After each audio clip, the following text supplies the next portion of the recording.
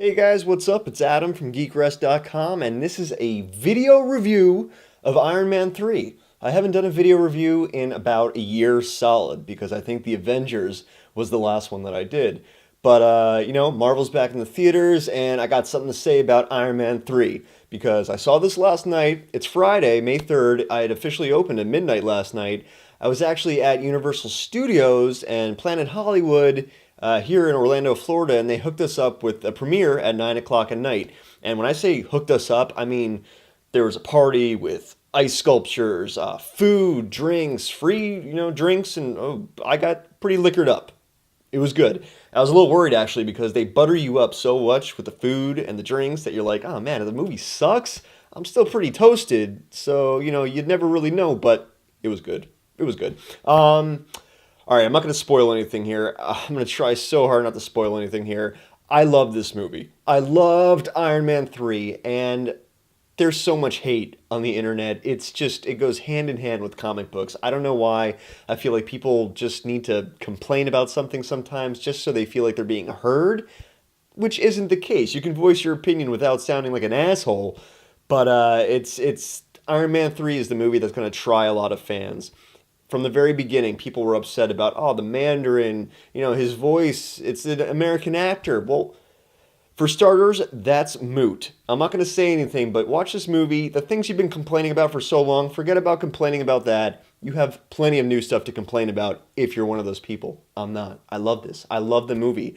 This was Shane Black directing in place of Jon Favreau, and you can tell this movie has a much different tone than the ones before it. The ones before it were pretty much, I mean, it's a superhero movie, part of a superhero universe, so of course it's got the tropes, the standard comic book tropes, but this one had a little bit more heart.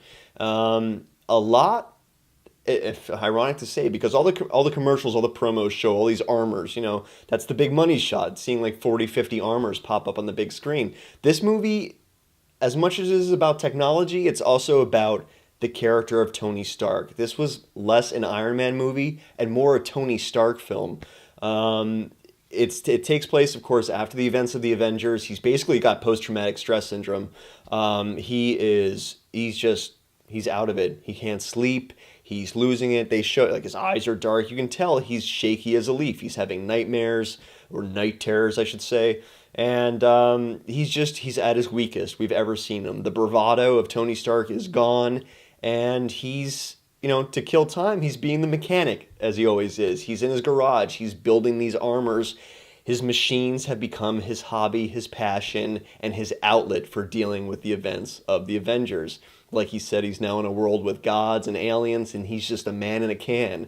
That's brilliant. And a lot of the action sequences that you see in this movie, which are outstanding, I can't spoil too much, but it's Tony. It's really Tony in these fights, less than Iron Man, and you see that. Another thing that's funny to note is that the armor that you see in this movie, the technology, is almost just as flawed as Tony. There are a lot of comparisons and what's the word I'm looking for? Just connections between Tony and his armor. The constant theme in this movie from the very beginning, the very first movie in the franchise, is that he is Iron Man. The suit and him are one. So you're going to see a lot of, linear things between him and the suit. He's not working so well in this movie. The suit's not working so well in this movie.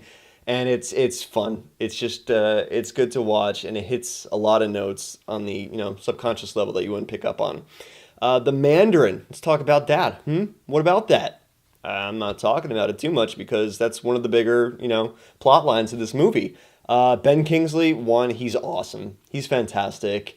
Forget about the accent. He's great. Aldrich Killian, played by Guy Pearce, fantastic villain. This movie takes the Extremis storyline that was by Warren Ellis and uses the strongest elements of it, which are the Extremis soldiers. They're basically biological bombs, biological weapons. They, just superpowered beings that have had their DNA rewritten and recoded so that they are stronger than ever. They're basically super soldiers. And I guess, they wrote a great story for this. straight off the page. These characters are breathing fire, they're glowing, they look just like they did in the comics, and the plot device is great. It's fantastic. They used them very well. It's great to see Tony going against something that's not a technological threat per se, in the sense that it's like moving gears. It's a biological threat, and it's a hidden threat. That's another big theme about this movie that, if I were to go into spoiler territories, I could say so much about it, but I'm not. But it's about the icons of Western philosophies, and to an extent, Middle Eastern philosophies. The Mandarin is essentially a mashup of Western fears, and the political implications of engaging those fears and engaging those targets. There's a big theme of visibility. The Mandarin's big flashy. He puts a face to an enemy, a threat, and they play on these themes. What does it mean to be going after one single target? And I'm not spoiling anything. I can't say anything, so I'm not going to go into too much. But the themes that they used in this movie, a lot of people walking out of the theater, you might be pissed. You will be pissed. But sit and let it digest, and you'll think about it, and you'll realize all the themes that they've been trying to work into this movie, and they're good. They're perfect. Gwyneth Paltrow's back in the movie. Don Cheadle's back in the movie, and they're actually emoting. Gwyneth Paltrow, for one, they've used her character well. She annoyed the hell out of me the last two movies. I love Pepper Potts. I love Gwyneth Paltrow, but they made her character kind of spouting the same lines and the same tones.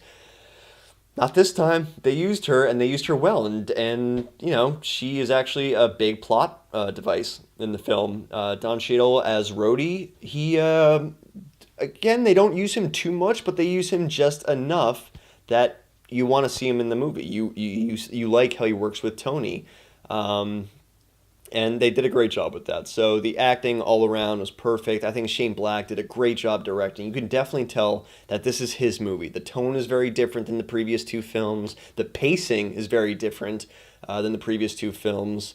And the fact that he's directing Tony Stark, or Robert Downey Jr., as Tony Stark in a darker, hurt, more fragile state, it's very interesting because he doesn't have the arrogance. He doesn't have the bravado.